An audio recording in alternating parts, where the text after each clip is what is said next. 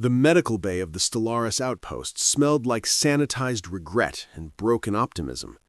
Dr. Relics, a Kiliuan with 12 sensory tendrils and what he considered an admirably cautious approach to life, stared at the incoming casualty report with 3 of his 4 eyes. The 4th eye was checking the emergency sedative supply again for the 3rd time in as many minutes. "Please tell me that's a typo," he muttered, his translator chip rendering his whistling clicks into something resembling standard Galactic with a heavy dose of exasperation. Nurse Clinker, a gelatinous sylvane, whose species had evolved on a world where the most dangerous predator was a particularly aggressive moss, quivered nervously. "I wish I could, doctor, but the field scanner doesn't lie. Human male, designation Marcus Webb, current status, well, am currently fighting." "Fighting?" Relics's tendrils snapped upright. "The report says he has a compound fracture of the left radius and ulna, 3 broken ribs, a punctured lung, a significant blood loss, and a concussion that would put most species into immediate unconsciousness. Yes, and he's fighting. Apparently wrestling a Juraxian razor beast, according to the field report. With what?" The doors to the medical bay hissed open before Clinker could answer. 2 Calarian security officers who looked like someone had crossed a praying mantis with a very worried accountant practically fell through the entrance. Between them, supported under each arm, but still somehow mostly on his own feet, was the human. Marcus Webb looked exactly like someone who had recently become intimately acquainted with a Juraxian razor beast, which is to say he looked like he'd been thrown into an industrial shredder, pulled out, and then thrown back in for good measure. His left arm hung at an angle that made Relics' stomach churn, all 3 of them. Blood, the frankly alarming amount of it, had soaked through his torn uniform. His face was a canvas of bruises, and when he breathed, a wet rattling sound emerged that should have been followed by immediate system failure and death. He was grinning. "Oh, hey, Doc," Marcus said, his voice rough but somehow still carrying that peculiar human quality that Relics had learned to identify as aggressive cheerfulness in the face of doom. "Sorry about the mess. That razor beast had real personal space issues." Relics' tendrils went completely limp. This was a stress response. He was aware it was a stray, the response. He did it anyway. "Sit down." The words came out as more of a whistle shriek than he intended. "Sure thing. Just to give me a second." Marcus took 2 steps toward the exam table, swayed like a tree in a moderate storm, steadied himself, and then actually made it to the table and sat down on his own without passing out. The Calarian officers looked at each other with their compound eyes doing that thing that Relics had learned meant they were sharing a private frequency conversation that probably amounted to, "What in the name of the cosmic void?" "Report," Relics demanded, pulling up his diagnostic scanner and trying not to focus on the fact that his patient should be dead. The taller Calarian officer, Authentic, clicked his mandibles nervously. "We received a distress call from Sector 7A. A razor beast had escaped from the xenobiology containment area. When we arrived, we found this." He gestured vaguely at Market. "By this, do you mean the human?" Clinker asked, already preparing the tissue regenerator with tentacles that were shaking so badly they looked like they were performing an interpretive dance about fear. "I wish I could, doctor, but the field scanner doesn't lie. I mean the human standing on top of the dead razor beast, using his broken arm to wave at us while asking if we knew any good places to get what he called a beer and maybe some nachos." There was a moment of silence. Marcus coughed, winced, then actually laughed. It was a short laugh, punctuated by that horrible wet sound, but it was still recognizably laughter. "To be fair, I was really hoping the cafeteria would still be open. Fighting makes me hungry." "Fighting makes you hungry?" Relics heard his voice climbing into frequencies that he normally reserved for when the medical station's coffee equivalent ran out. "You have a hole in your lung." "Just a small one," Marcus said reasonably. "There is no such thing as a small hole in a respiratory organ." "Well, it's not a big one."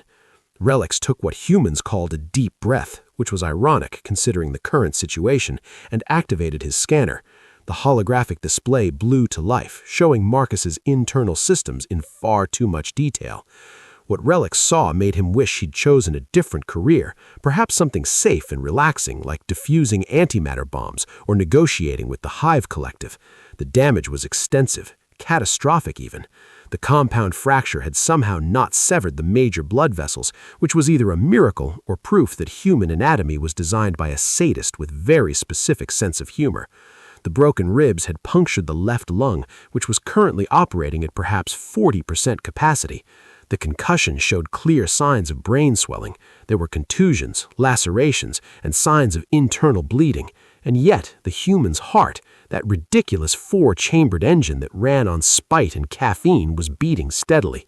His blood pressure was low but stable. His remaining lung was compensating with aggressive efficiency. The brain swelling was somehow already decreasing as Relics watched, frozen in professional horror. The scanner showed the beginning stages of cellular repair that shouldn't have been possible without direct medical intervention. "This is impossible," Relics whispered. "What's that, Doc?" Marcus asked, trying to lean forward and then thinking better of it.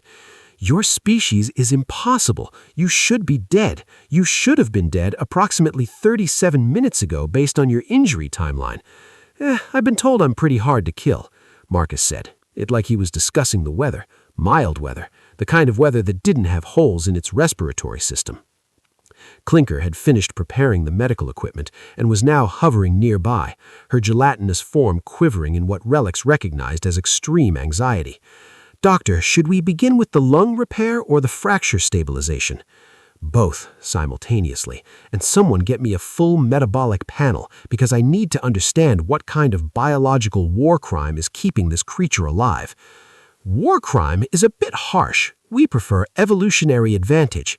"Advantage?" Relics positioned the tissue regenerator over Marcus's chest, watching as the device struggled to map the injury through the complex musculature and skeletal structure. "Your species is held together by what appears to be stubbornness and a refusal to understand basic biological limitations." "Pretty much, yeah." The medical bay's main computer chimed, displaying the metabolic results. Relics read them again, and then checked to make sure the scanner was actually functioning and not having some kind of malfunction that made it generate fictional data. "Your blood has a clotting factor that is 17 times more efficient than the Galactic standard. Your pain suppression system is flooding your neural pathways with enough natural chemicals to sedate a Calarian. Your cellular regeneration has already begun repairing the fracture, and your adrenaline levels are... This can't be right. This much adrenaline should have caused cardiac arrest." Marcus shrugged with his good shoulder. Humans are kind of built different. Built wrong is more accurate." Relics began the delicate process of repairing the lung tissue, his tendrils moving with practiced precision despite his mounting existential dread. "Hugh designs a species that runs on controlled system failures. Hey, it works. It shouldn't work." Officer Authentic clicked his mandibles nervously. "Doctor, we should mention that during the fight, we observed the human throw the razor beast against a wall with his functioning arm." Relics' tendrils froze mid-rip spare. "A razor beast, which masses approximately 300 kilograms? Yes, and he threw it quite far, actually. Made a considerable dent in the wall with the arm that wasn't broken, correct?" Relics returned his attention to Marcus, who had the decency to look slightly sheepish. "It was kind of in the moment, you know? The thing was trying to eat my face, so I figured, hey, let's see what happens if I just yeet it." "Yeet it," Relics repeated flatly. "Yeah, you know, throwing something with great force and enthusiasm. I know what yeeting is. The translator chips were updated last cycle specifically because humans kept using words that made no linguistic sense. What I'm trying to understand is how. I work out." The tissue regenerator was making progress on the lung, the torn tissue slowly knitting back together in a way that should have taken days, but was somehow happening in real time thanks to Marcus's absurd biology. Clinker had begun preparing the fracture stabilization, her tentacles working carefully around the jagged bone fragments. "Your species doesn't just work out," Relics muttered, adjusting the regenerator settings. "Your species apparently works out by fighting apex predators and then complaining about being hungry afterward. To be fair, I didn't plan on fighting it. I was just walking back from the gym when it jumped me." Walking back from gym. Of course, why wouldn't you exercise before fighting for your life? Leg day doesn't schedule itself. Relics made a sound that the translator chip struggled with before settling on rendering it as exasperated disgust mixed with professional concern. He'd been working on this derelict outpost for 6 cycles now, ever since the Galactic Council decided to establish joint military and research operations with humanity. He'd dealt with humans before. He treated their bizarre injuries, listened to their impossible explanations, and slowly come to accept that Earth was clearly a death world that had produced a species of absolute lunatics. But this was a new level. "The fracture is set," Clinker announced, her voice carrying that wobbling quality that suggested she was on the verge of a gelatinous breakdown. "But doctor, I'm seeing something strange. The bone fragments are already beginning to fuse without the night assistance." "Of course they are," Relics said, "because at this point, why wouldn't they be? Human bones apparently just decide to repair out of spite. It's actually because of the periosteum and the high calcium content," Marcus